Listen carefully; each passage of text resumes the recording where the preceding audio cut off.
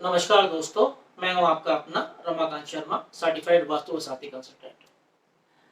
आज जिस विषय पर हम चर्चा करने जा रहे हैं, वह विषय अपने आप में बहुत स्पष्ट है, किंतु विषय का ज्ञान न होने के कारण कई बार असमंजस की स्थिति उत्पन्न हो जाती है।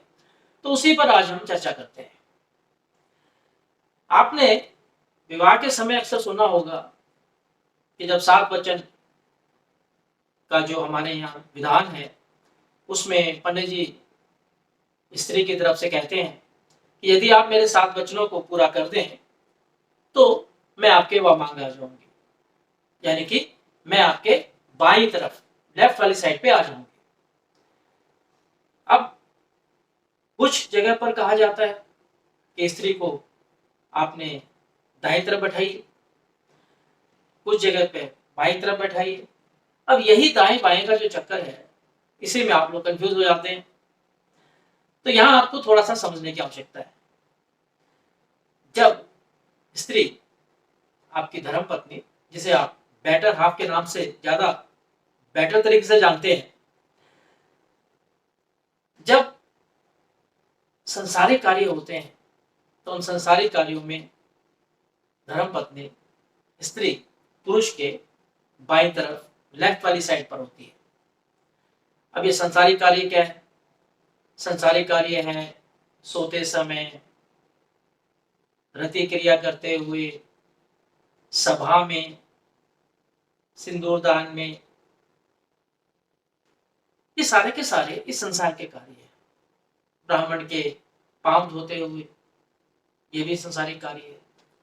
तो इन संसारिक कार्यों में स्त्री संबल बनकर पुरुष के साथ खड़ी होती है। और जितने पारलौकिक कर्म है, जी हाँ, जैसे विवाह, विवाह के बारे में कहा जाता है कि ये दो आत्माओं का मिलन है, दो परिवारों का मिलन है, दो संस्कारों का आपस में एक मिलन है, एक नए जिसे कहते हैं एक नए बीज के उत्पन्न की संभावना को लिए हुए मिलन है। और ये भी कहा जाता है कि जोड़ियां प्रभु कृपा से बनती हैं, आसमान में बनती हैं। तो ये सब क्या है? ये पारलौकिक कर्म है। तो इन कर्मों में स्त्री दाईं तरफ होती है। और भी दूसरे कर्म है, जैसे नामकरण संस्कार है, जैसे अन्नप्राशन का संस्कार है, ये सारे के सारे पारलौकिक कर्म है।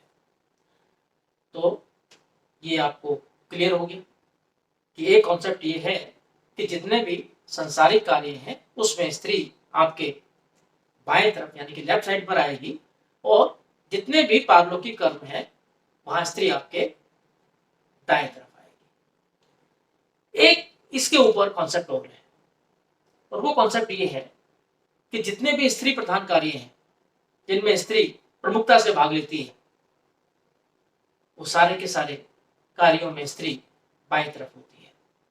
और जितने भी पुरुष प्रधान कार्य हैं, जिनमें पुरुष आगे बढ़कर इनिशिएटिव लेते हैं, वे सारे के सारे कार्यों में स्त्री दाएं तरफ होती है।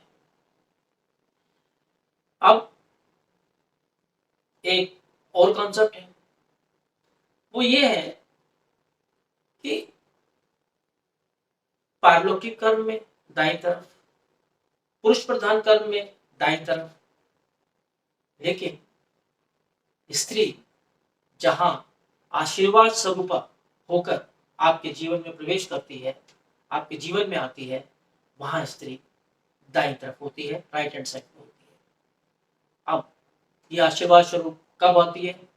जब स्त्री पत्नी का धर्म निभाते हुए आपके परिवार के लिए आशीर्वाद स्वरूपा बनकर प्रकट होती है, तब वो दाईं तरफ होती है। तो साथियों, मुझे लगता है कि इस वीडियो से आपका ज्ञानवर्धन जरूर हुआ होगा। तो बने रहिए हमारे साथ। फिर किसी वीडियो में किसी और विषय पर चर्चा करते हैं।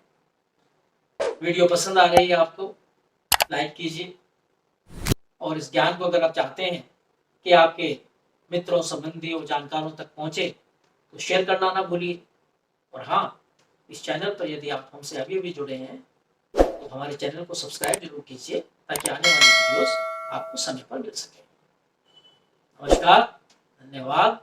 याद रखिए बस इतनी सी बात, वास्तु चर्चा बाई रमाकांत शर्मा।